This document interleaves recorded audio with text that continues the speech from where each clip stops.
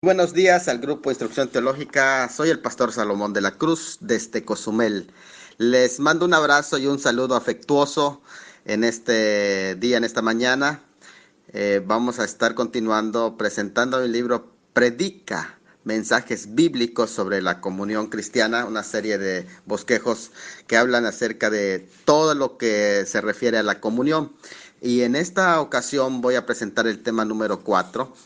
El cuarto tema está basado en Romanos 14:19, que dice: así que sigamos lo que contribuye a la paz y a la mutua edificación. En ese tema 4, este versículo nos habla del principio de comunión unos a otros. Este es un principio muy importante de comunión unos a otros, que repetidamente esa frase aparece en el Nuevo Testamento. Y en esta ocasión voy a hablar de la reciprocidad, que habla de los aspectos negativos de esa reciprocidad.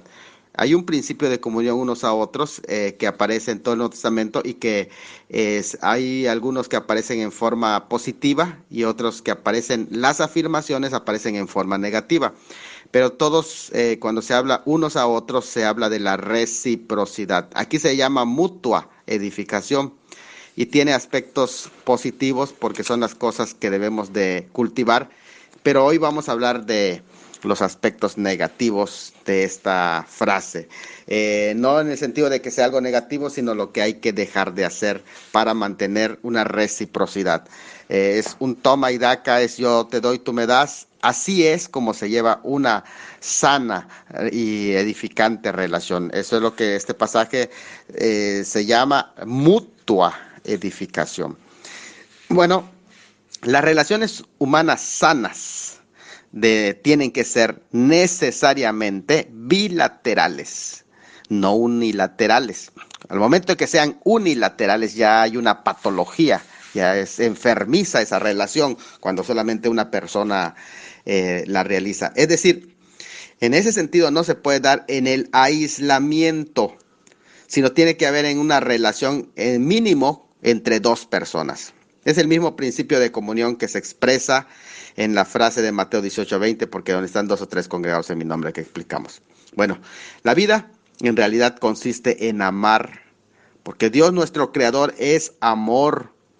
Lo más importante que quiere para nosotros en esta tierra es que aprendamos también a amar. El amor es el fundamento de todos los mandamientos que nos ha dado, porque eso nos hace semejantes a Él. Y recuerden, el más grande mandamiento: amar a Dios y amar al prójimo. El segundo más grande. Aprender a amar entonces desinteresadamente es contrario a nuestra naturaleza egoísta. Por eso es una labor ardua, pero tenemos toda la vida para aprender a amar. Y nuestro amor debe ser a todos, pero en especial, según Gálatas 6:10, a la familia de Dios. Él quiere que su familia sea conocido en especial por el amor que se demuestra. En Juan 13:35 así lo enseña, que en eso nos conocerán, en que nos amamos unos a otros. Dios nos entrena dándonos responsabilidades familiares, y la principal forma de entrenarnos que Él quiere cultivar en nosotros es que nos amemos. Por tanto, tu mayor prioridad debería de ser tu mayor objetivo, el aprender a amar. De ahí la importancia que tiene la iglesia local, escuche bien, como un centro de nuestro aprendizaje de ese ágape, de ese amor de Dios, ya que el amor no puede darse en el aislamiento, sino en la reciprocidad. O sea, que todas las acciones, actitudes, prácticas de la comunión, esas tienen que contribuir a la paz. Pero un requisito obligado para que sea sana esa comunión es la reciprocidad, es decir, una edificación que debería de ser mutua. El pasaje que hemos leído de Romanos habla de las cosas de paz y las cosas para la edificación mutua, que son características del reino mesiánico futuro, pero que ya debe verse en nosotros. En lo que concierne al reino de Dios, el amor es más importante que las cuestiones de comer, beber. Todos son expresiones sí visibles, pero se aterriza en el amor.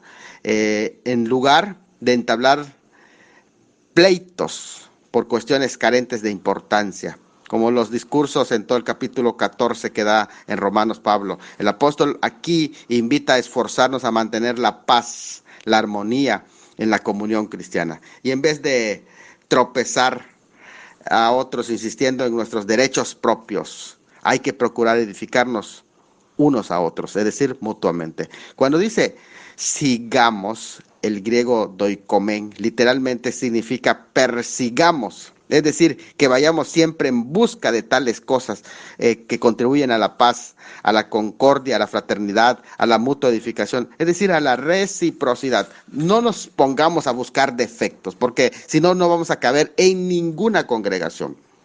La expresión bíblica unos a otros expresa repetidamente, continuamente, este principio, unos a otros. Y esa expresión la vamos a ver. Hoy vamos a presentar las exhortaciones de tipo negativo, es decir, lo que no debemos hacer los unos con los otros. Y en otro mensaje vamos a exponer los aspectos positivos, lo que debemos de hacer unos a otros. Así que comenzamos. Bien, entonces hablamos de la mutua edificación del término unos a otros. Vamos a hablar 7 aspectos negativos, es decir, cosas que no debemos de practicar en una reciprocidad, tiene que excluirse. Primero, Romanos 14:13 dice así que ya no nos juzguemos más los unos a los otros. Es decir, no juzgarnos los unos a los otros. Aquí el término juzgar es crino, que significa distinguir, decidir judicialmente, implica diferenciar, acordar, determinar, decidir, pero su significado se amplía a pelear, condenar, castigar o ahora sí que reclamar justicia. Ese es el término crino. Y aquí es el término que se utiliza, no nos juzguemos unos a otros, no es que no puedes hacer un autoanálisis o un análisis también de tu prójimo, de tu hermano, una evaluación. No, aquí es un poquito más. La facultad de criticar es empleada mejor cuando se vuelve sobre uno mismo, es decir, cuando tú te autoanalizas y autocriticas. De hecho, casi no funciona la crítica de otras personas, de otras organizaciones, pero a la autocrítica nos ayuda mucho. Nunca debe ponerse uno ante la tentación, el camino de los hermanos débiles, exponiendo su libertad, el asunto de comer u otro tema. Eso es ponerles tropiezo para ellos, porque son débiles. Como cada uno dará cuenta a Dios por uno mismo y no por sus hermanos, mejor ocupémonos de nosotros mismos. Más aún en las cuestiones triviales que se mencionan en ese capítulo, por ejemplo, que a veces son cuestiones de decisión de tipo personal, que carecen de importancia capital, que son cuestiones secundarias, que muchas veces se relaciona con el comer, con el beber, con el vestir, cuestiones que a veces tienen más que ver con gusto que con teología.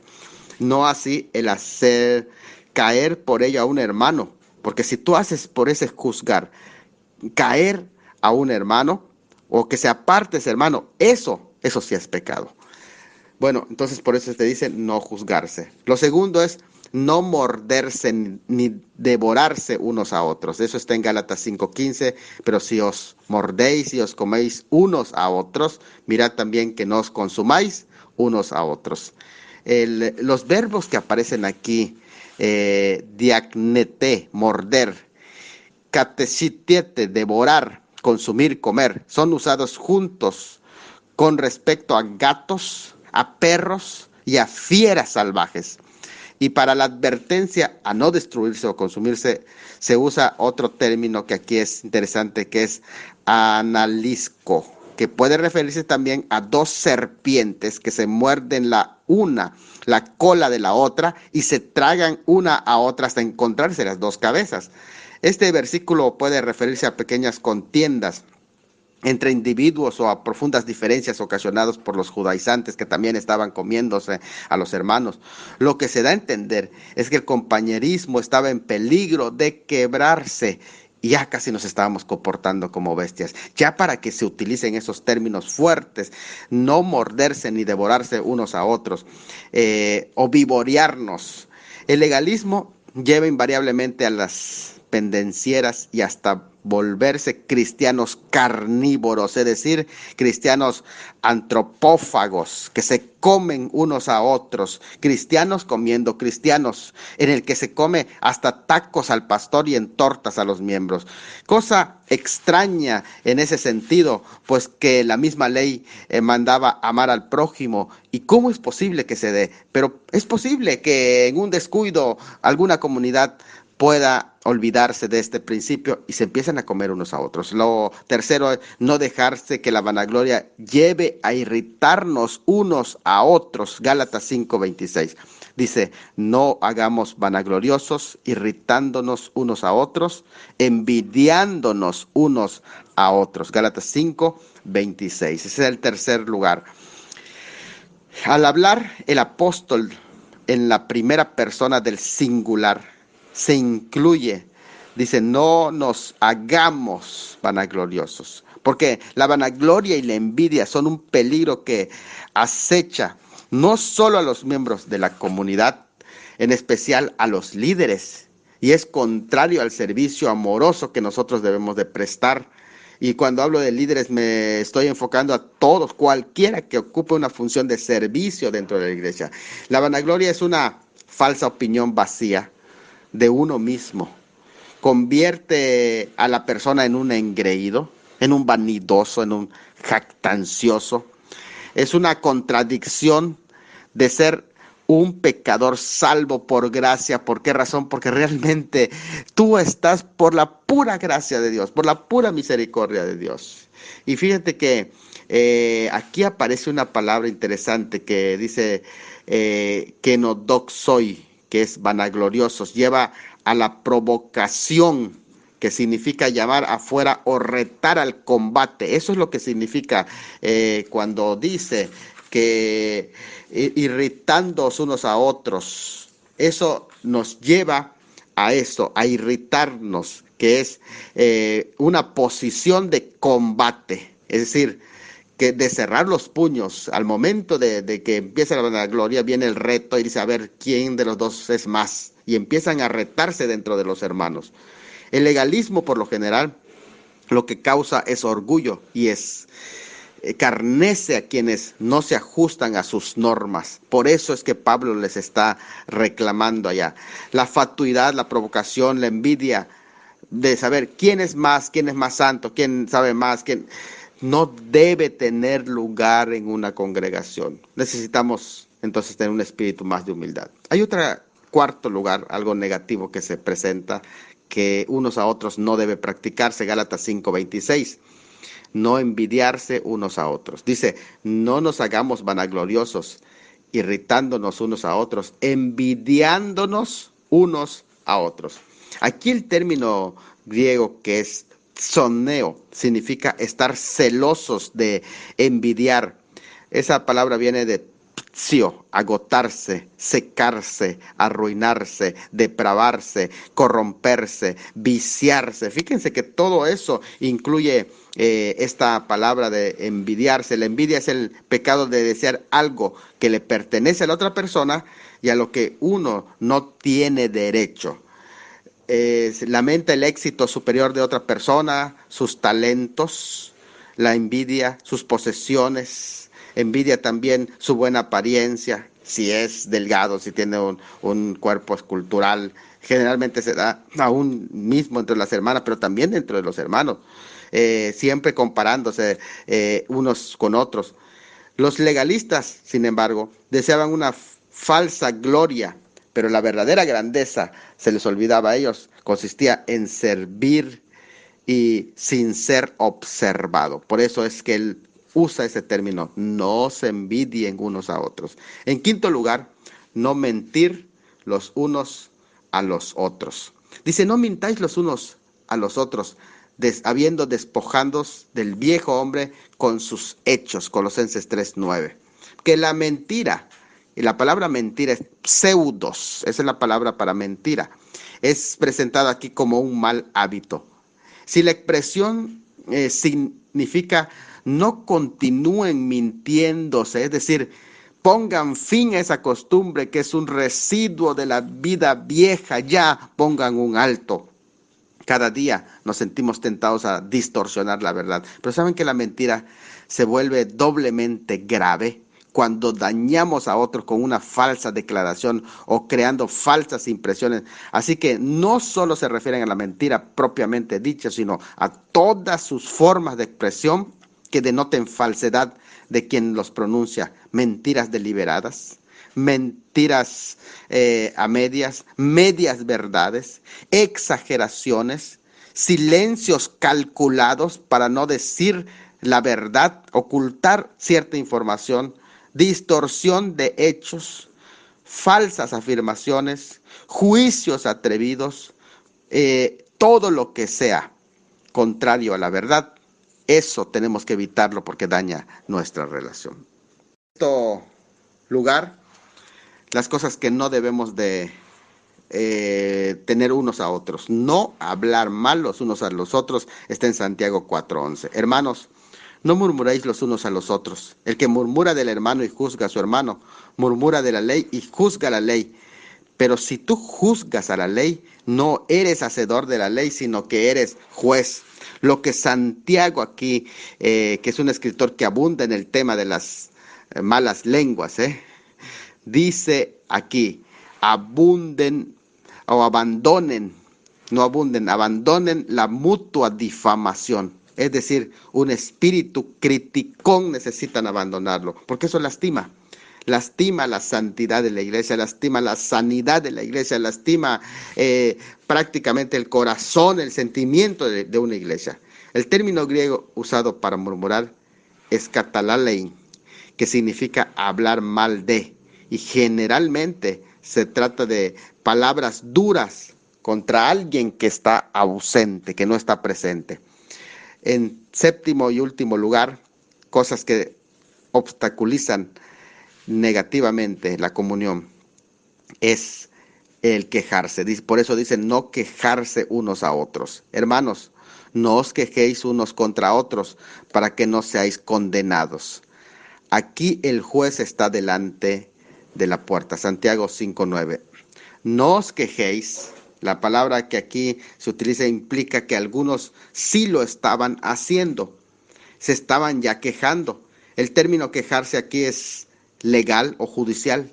Esas quejas iban envueltas en juicios temerarios contra los hermanos. Con eso se vuelve a tocar el tema de los versículos anteriores que Santiago había dado en el 4:11 al 12 de la lengua. En tiempos de presión y angustias, muchos acumulaban ira contra los que los amaban.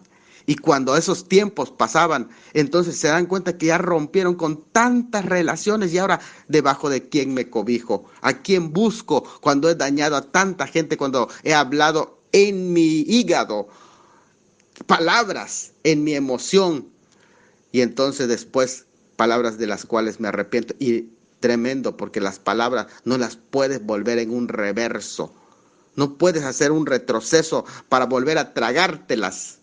Es interesante que aquí Santiago dice, presenta los desastres de la ansiedad pueden caer en amargura de una persona y hacer que las lenguas comiencen a quejarse como lo hicieron los israelitas en el desierto contra Moisés, lo cual es una forma de juzgar que tiene sus propias y particulares consecuencias. Entonces, cuando una persona se queja continuamente de la comunión, se queja de los hermanos, se queja de los pastores, se queja de los líderes, se queja de los miembros, porque también los hay pastores quejándose de los miembros.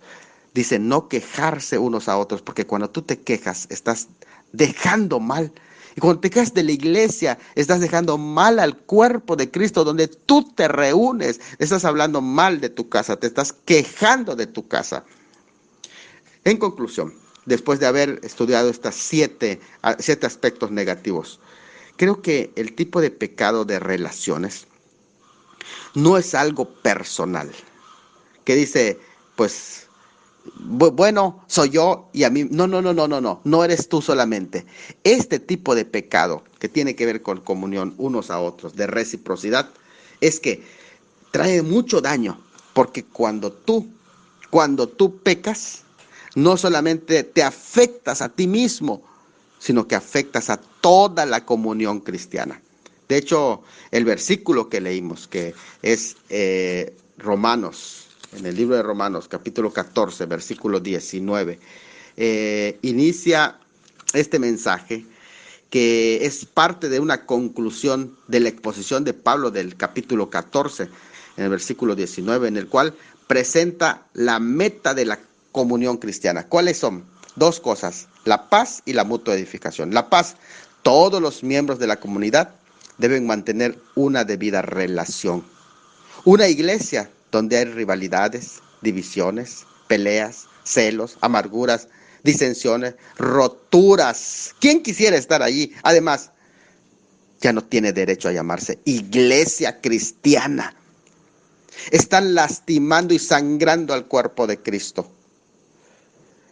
Entonces necesitamos construir en la paz, pero hay otra cosa más: la mutua edificación. La alegoría de la iglesia como edificio se encuentra en todo el Nuevo Testamento. Cada miembro es una piedra en esa edificación, y todo lo que debilita a esa edificación está contra Dios, atenta contra lo que fortalece, que viene de Dios, y debilita esa construcción. Una comunidad donde no estén presentes la paz y la mutua edificación, estas dos metas, ¿es un fragmento del reino de Dios? No, sino que son hijos de los hombres que están construyendo una torre de Babel con características terrenales y mundanales. La mayoría de las veces son cosas sin importancia las que alteran la paz, cuestiones de orden, de procedimientos, de prestigio, cosas que no tienen significado, pero que nosotros le damos tanta importancia, trivialidades, y destruyen lo principal, que es la paz y la mutua edificación. Te invito hoy a que tomes una decisión de pensar diferente a como piensa el mundo. Y si quieres, haz conmigo esta oración. Entiendo, Señor, que mis derechos son mucho menos importantes que mis obligaciones. Aunque tengo libertad en Cristo, siempre es una ofensa usarla como si me diera derecho a herir el corazón o la conciencia de mi hermano. Sé que tan pronto deje de tener consideración por otros, dejo de ser un buen miembro de esta iglesia. Así que ayúdame a tener comunión unos con otros, Señor. Amén. Saludos al grupo de Instrucción Teológica, les habla el pastor Salomón de la Cruz. Estoy haciendo la presentación de mi libro Predica, mensajes bíblicos sobre comunión cristiana. En esta ocasión voy a presentar el tema número 5, que habla también de principios de comunión unos a otros, la reciprocidad, aspectos positivos. Ya hemos hablado de los aspectos negativos. En esta ocasión vamos a basarlo en Efesios 4, 13 al 16, donde dice: hasta que todos lleguemos a la unidad de la fe y del conocimiento del Hijo de Dios, a un varón perfecto, a la medida de la estatura de la plenitud de Cristo, para que ya no seamos niños fluctuantes, llevados por doquiera de todo viento de doctrina, por estratagema de hombres que para engañar emplean con astucia la artimaña del error, sino que siguiendo la verdad en amor, crezcamos en todo en aquel que es la cabeza, esto es Cristo, de quien todo el cuerpo bien concertado y unido entre sí por todas las coyunturas que se ayudan mutuamente, según la actividad propia de cada miembro, recibe su crecimiento para ir edificándose en amor. Bueno, Dios diseñó el cuerpo humano como un modelo para que entendamos cómo funciona la comunión de la iglesia, donde cada parte se ayuda mutuamente. El cuerpo de Cristo, como el tuyo, es una colección de pequeñas células que se relacionan mutuamente. Es un hecho de que Dios nos creó en comunidad para la comunión, para tener una familia, y no podemos cumplir sus propósitos aisladamente. No solo somos llamados a crecer, sino también somos llamados a pertenecer. No es bíblica la idea de ermitaños espirituales o de santos solitarios privados de comunión. Al usarse la analogía de la iglesia como cuerpo, se dice que somos sus miembros, que nos edificamos mutuamente, que pertenecemos al mismo cuerpo, que estamos sostenidos y ajustados en conjunto, que formamos articulaciones, que seremos arrebatados juntos al final. Aunque nuestra relación con Cristo es personal, no es su intención de que sea privada. Una cosa es que sea personal con Cristo y otra cosa es que sea privada. Estamos concertados y unidos a todos los demás que creen en Él. Esta pertenencia al cuerpo implica participación activa en él, en el mismo cuerpo. Significa ser miembro de su cuerpo. El miembro es un órgano vital en un cuerpo con vida, y así es como debe entenderse nuestra membresía. Para que los órganos de un cuerpo cumplan su propósito, deben de estar conectados a la totalidad del cuerpo. De igual modo sucede con el cuerpo de Cristo. Cada miembro debe vincularse a una iglesia viva y local, descubriendo su papel en la vida mediante la relación con los demás miembros. Fuera del cuerpo, los órganos se secan y mueren. No sobreviven solos. Así, desconectado de una iglesia local, la vida de los miembros se marchita y se mueren. El primer síntoma del enfriamiento espiritual es la falta de reunión en la congregación, como mala costumbre, dice Hebreos 10:25. Luego la comunión va perdiéndose poco a poco. Quien piensa que no necesita la iglesia, en primer lugar es arrogante y en segundo lugar es ignorante, porque Jesús murió por ella y existirá ella, la iglesia, por toda la eternidad. Nadie puede decir a Jesús: Jesús, te amo, pero no soporto tu cuerpo, que es la iglesia. La verdad es que son tantos que usan a la iglesia en lugar de amarla. Un cristiano sin iglesia es una contradicción, sí. Es como un órgano sin cuerpo, una oveja sin rebaño, un niño sin familia, un soldado sin pelotón, un futbolista sin equipo. Es una contradicción, incluso es un atentado contra la verdadera comunión. Porque la comunión, recuerden, tiene 3 niveles. El más básico del nivel de comunión es cuando nos reunimos a adorar, y el nivel medio es cuando servimos juntos, pero el nivel más alto es cuando compartimos nuestros sufrimientos, todos como un cuerpo.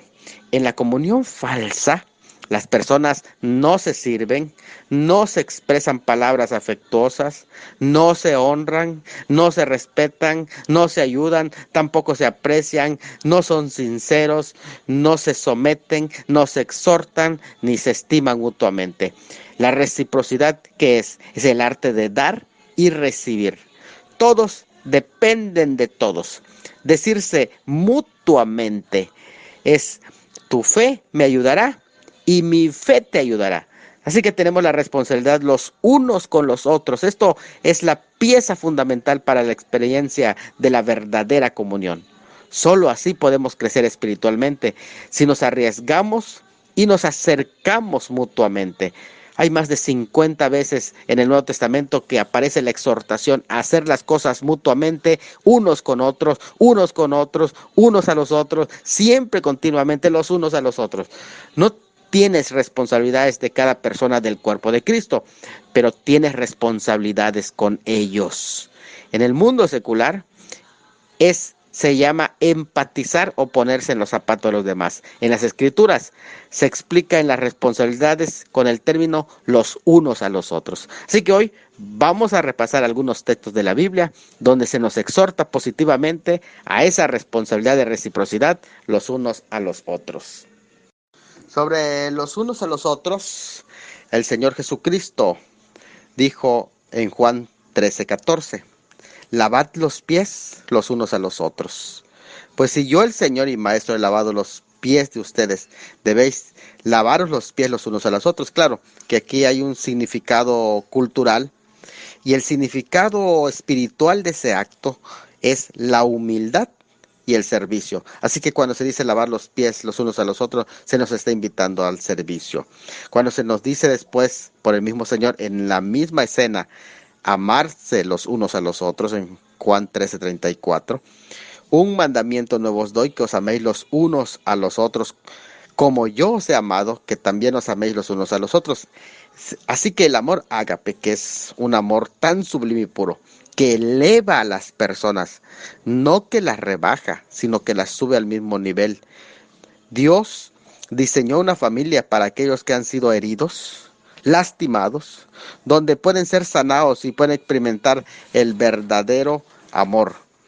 Otra de las cosas importantes que debemos de saber es respetarse y preferirse los unos a los otros. Eso lo dice Pablo en Romanos 12:10. Amaos los unos a los otros con amor fraternal. En cuanto a honra, prefiriéndoos los unos a los otros. Amaos los unos a los otros con amor fraternal. No se prohíbe cuidar de nuestros intereses, pero al hacerlo tenemos que poner a otros antes que a los nuestros. Preferirse es convertirse en acompañante de la estrella, es decir, no ocupar el primer lugar, sino siempre ser el segundo lugar, haciendo que se oiga y se vea bien, no robarle luz. Eso es lo que dice preferirse los unos a los otros. Dale el lugar a Él, dale la importancia a Él. Tú siempre sé el asistente de la estrella. Es tomar la forma de siervo. Eso es preferirse los unos a los otros. También Pablo exhorta en 12:16 y en 15:5, unánimes entre vosotros, no altivos, sino asociándonos con los humildes. No seáis soberbios en vuestra propia opinión, pero el Dios de la paciencia y de la consolación os dé entre vosotros un mismo sentir en Jesucristo. Ahí se nos dice vivir en armonía los unos a los otros, porque cuando los miembros de tu cuerpo responden a la cabeza y obedecen a la cabeza, al cerebro, se alcanzan grandes logros y hasta se evitan tragedias. Lo mismo sucede con el cuerpo de Cristo, pero cuando un miembro no obedece a lo que le está diciendo, entonces hay problema con el resto del cuerpo.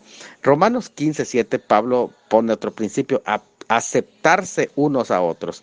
Por tanto, recibió los unos a los otros, como también Cristo nos recibió para la gloria de Dios. La razón por la que no se recibe o no se acepta a otro es porque uno no lo considera un igual o se siente superior. Eso pasa cuando nos olvidamos de quiénes somos o tenemos un concepto mayor de uno mismo. Otra de las instrucciones es precisamente instruirse unos a otros, Romanos 15:4. Pero estoy seguro de vosotros, hermanos míos, de que vosotros mismos estáis llenos de bondad, llenos de todo conocimiento, de tal manera que podéis amonestaros los unos a los otros.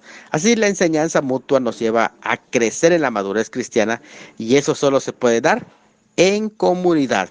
El amor en la familia cristiana es algo que se aprende. Fíjense que en Romanos 16 me llama la atención la expresión saludarse unos a otros. Saludaos los unos a los otros con ósculo santo. Os saludan todas las iglesias de Cristo. Este mandato tiene tanto una dimensión cultural, que tiene que ver con la forma y modo de saludo, que es relativo, y tiene una dimensión espiritual que da sentido al contacto físico cercano, con una expresión de amor sanador, como una forma de ministración a personas que proceden de familias disfuncionales, donde no se expresan amor. Ese saludo que es muy caluroso, que es cercano, que no es distante, sino que acerca, incluso aquí se dice con ósculo santo, porque habla de una confianza tan real, tan cercano, que muchas veces se va perdiendo en las iglesias locales, incluso el tema del saludo, que aquí es tan importante. Otra de las cosas que 1 Corintios 12:25 Pablo dice: preocuparse los unos a los otros, para que no haya desaveniencia en el cuerpo, sino que los miembros todos se preocupen los unos por los otros. El término griego que aparece aquí es merimao, que es un interesarse por los demás para un cuidado pastoral. Esto es debido en sí a la mutua pertenencia en un solo cuerpo. Uno da al otro lo que necesita y recibe a su vez, le ayuda a que solamente aquel otro, ese tipo de ayuda que solamente el otro puede darle. Entonces es importante que nosotros lo entendamos. Gálatas 5:13 presenta otro aspecto, que es servirse los unos a los otros. Porque vosotros, hermanos, a libertad fuisteis llamados, solamente que no uséis la libertad como ocasión para la carne, sino servíos por amor los unos a los otros. De hecho, la verdadera libertad viene de hacernos el hábito de ser esclavos unos a otros. Fíjense nada más. Eso es un concepto revolucionario, encontrándose en la obediencia, en un freno apropiado. Las limitaciones regulan nuestra libertad y también la protegen. Así que los esclavos del amor son los que son verdaderamente libres. Cuando se ama, los deberes hacia los demás se cumplen no como una obligación, sino como una devoción, como algo que yo quiero hacer. Eso es servir los unos a los otros. También se habla en Gálatas 6:2 de ayudarse unos a otros. Dice sobrellevar los unos las cargas de los otros y cumplir así la ley de Cristo. Gálatas 6:2. Las cargas, que aquí es vare, que es peso, son dificultades, trabajos, problemas que cada miembro padece. La ley que hay que cumplir es la ley del amor, el cual alivia el peso tanto el prójimo como aún el de otro, el extraño. Entonces es importante esa frase. Pero hay otra más en Efesios 4:2, soportarse unos a otros. Interesante. Con toda humildad y mansedumbre, soportándoos con paciencia los unos a los otros en amor. Interesante porque el verbo griego que aquí aparece, que es anekomenoi, quiere decir aguante, pero también implica soporte. O sea, es la virtud que corona el complejo de virtudes necesarias para preservar la unidad eclesial, la cual no puede ser creada, pero sí guardada y promovida. Se usa con referencia a la función de una columna que soporta una pesada estructura. Es decir, que te conviertas en una columna en la iglesia significa que eres una persona que ha sido capaz de soportar a tantas personas en una iglesia. Una persona que no puede estar más que unos meses en una iglesia y se tiene que cambiar a otra porque no soporta a los hermanos. No puede, jamás será una columna. Es demasiado frágil como para convertirse en una columna. Interesante porque llama la atención que en una ocasión el Señor le dice a una iglesia de Apocalipsis: y te haré columna en el templo de mi Dios. ¿Por qué? Por tu capacidad de soporte. Lo contrario a esa virtud sería la intolerancia, la incomprensión, incluso la falta de amor. Porque amor, eso es comprender que las personas están llenas de muchos defectos. No puedes emprender la retirada, el abandono de tu iglesia en plena batalla.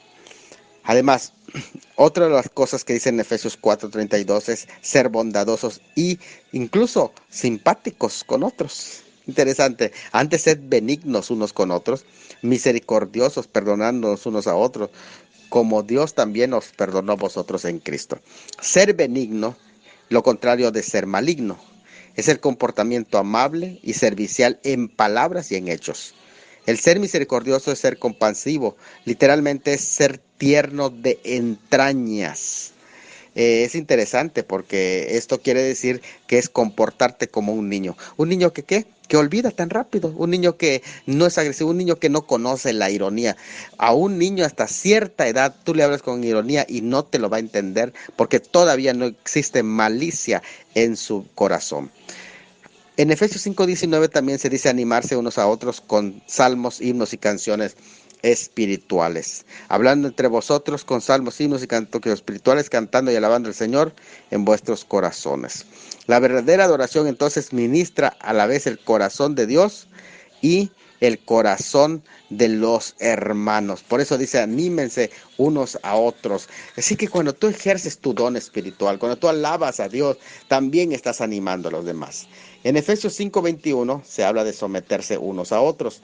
Someteos los unos a otros en el temor de Dios. Esto quiere decir que la llenura del Espíritu Santo lleva al sometimiento mutuo, el cual no significa sujeción ni implica inferioridad, sino significa subordinación, que es una connotación militar. Este término aquí cuando se habla de sometimiento es hupotasemenoi, que se usaba mucho en las órdenes militares.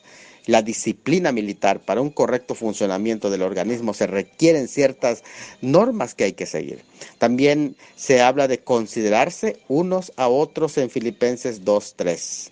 Considerarse como superiores unos a otros. Nada hagáis por contienda o por vanagloria, antes bien con humildad, estimando cada uno a los demás como superiores a uno mismo. Así que la consideración aquí es prestar respeto, consideración, honor a los demás, sin exigir todo esto para como nuestro derecho para nosotros, no, sino dárselo a los demás. Colosenses 3:16 también presenta otro, que es instruirse y aconsejarse unos a otros. La palabra de Cristo mora en abundancia en vuestros corazones, enseñándoos y exhortándoos unos a otros en sabiduría, cantando con gracia en vuestros corazones al Señor con salmos, himnos y cánticos espirituales. Así la enseñanza y exhortación debe hacerse todo en amor, con las escrituras, no con palabras de tu propio corazón. Se debe tener suficiente amor para superar la timidez, el miedo, el rechazo y la demasiada sensibilidad para aconsejar a otros miembros que están en peligro en la vida espiritual. Esto de instruirse y aconsejarse unos a otros también es una expresión muy interesante, porque cuando dice antes exhortaros los unos a los otros cada día, en tanto que se dice hoy, para que ninguno de vosotros se endurezca por el engaño del pecado, en Hebreos 3:13, eso nos lleva a una reflexión para aquellos hermanos que son demasiado sensibles, que no los puedes exhortar bíblicamente, que no les puedes instruir, que no les puedes corregir, porque enseguida lo toman personal. Quiere decir que falta muchísimo en su madurez de comunión, de crecimiento espiritual, y necesitamos mucho por avanzar. En la temática de unos a otros, Pablo sigue exhortando en Tesalonicenses, 1 Tesalonicenses 4:18, alentarse los unos a los otros. Por tanto, alentaos los unos a los otros con estas palabras. En el contexto del arrebatamiento, de la parusía, de la segunda venida de Cristo. El fundamento de este consuelo es la esperanza bienaventurada y la inminente que los cristianos tenemos basados en la venida de nuestro Salvador.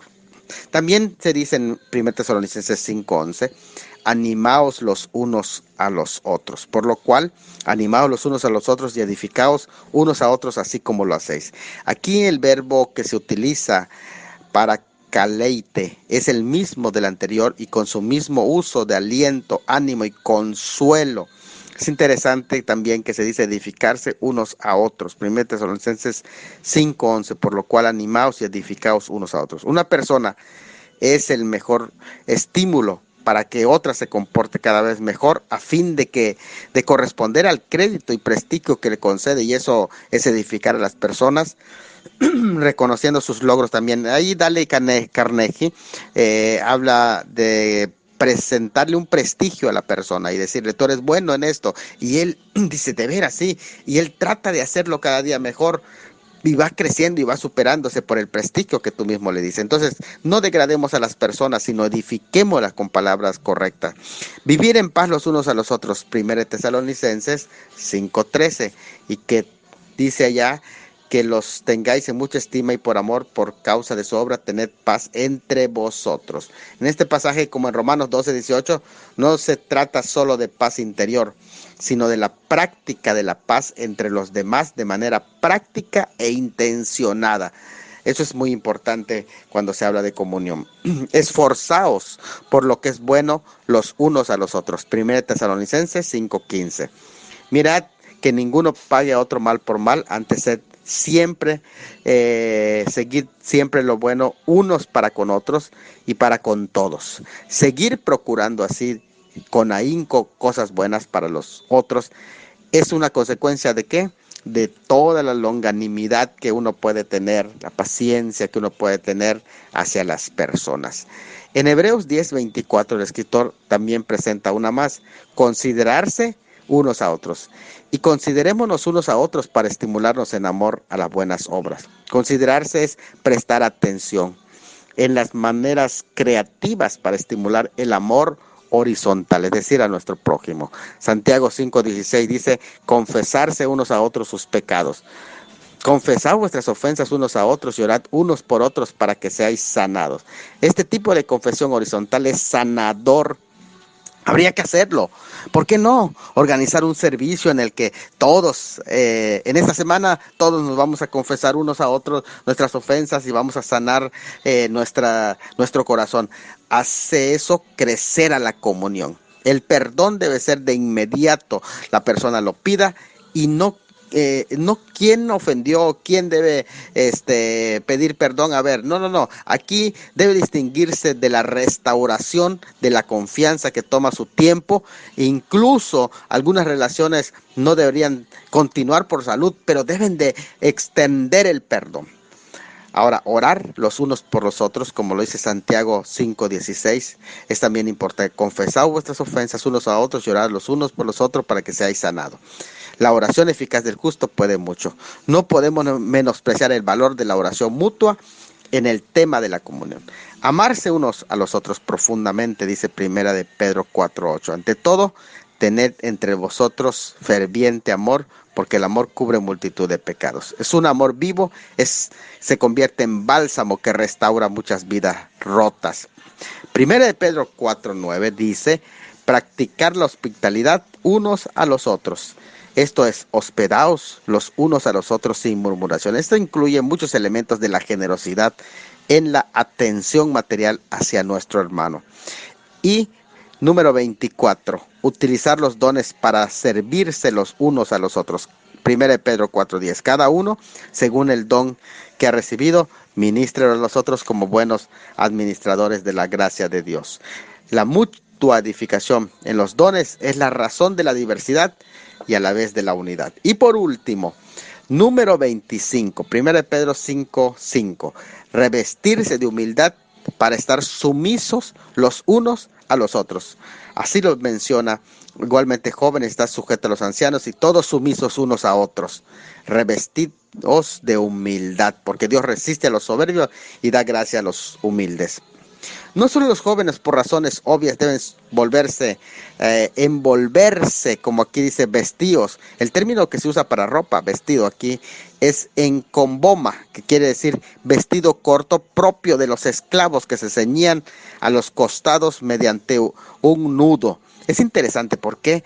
Porque esta forma de vestido, cuando está diciendo que te vistas de humildad, ponte la ropa de esclavo, de siervo, imitando lo que Jesús había hecho en la última cena, lavar los pies, que se ciñó como esclavo de sus discípulos, sino que esta exhortación va dirigido a todos sus ministros, a todos los creyentes, para que lo hagan unos con los otros.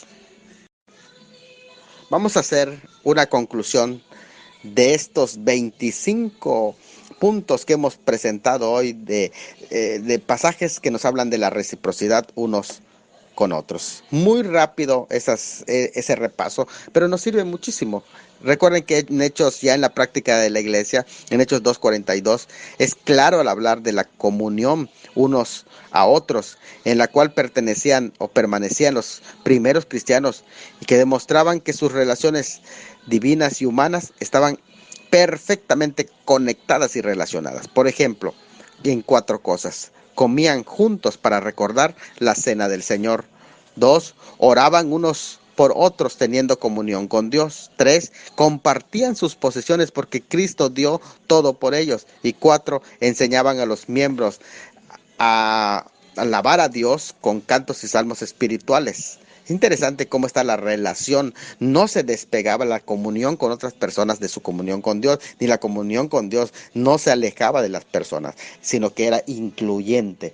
El libro de Efesios es un manual de eclesiología y en particular ahí habla de la comunión de la iglesia y en especial el capítulo 4 presenta a la iglesia como el cuerpo de Cristo al cual pertenecemos y en el cual estamos orgánicamente unidos, que es el pasaje que leímos en el inicio. La palabra de Dios nos ofrece muchas razones de peso para la necesidad de estar comprometidos y activos con la comunión de una iglesia local. Así que yo quiero invitarte hoy a hacer un compromiso serio con este cuerpo local y así integrarte a la familia de Cristo. Tú que pasas tu vida solamente en las redes sociales, no asistes a ninguna iglesia. Yo quiero que puedas decir: hoy decido unirme y comprometerme a esta familia espiritual, porque sé que no puedo ser miembro de su cuerpo por separado, porque quiero aprender a vivir en familia y no egoístamente, porque quiero demostrar a los demás creyentes mi disposición de amarlos como Cristo me amó, porque quiero madurar participando activamente en los programas de esta iglesia, porque quiero no edificar mi ministerio, sino la iglesia que como cuerpo necesita mis dones, porque quiero ser manos, quiero ser pies, quiero ser ojos y corazón de Cristo como su cuerpo actuante, porque necesito protección espiritual de otros creyentes y ayudar también a otros, porque no me basta ser un espectador, un consumidor de los recursos de esta iglesia o simplemente beneficiarme de ella. Por eso y por más, hoy decido unirme, comprometerme, contribuir y compartir obligaciones con esta hermosa iglesia local.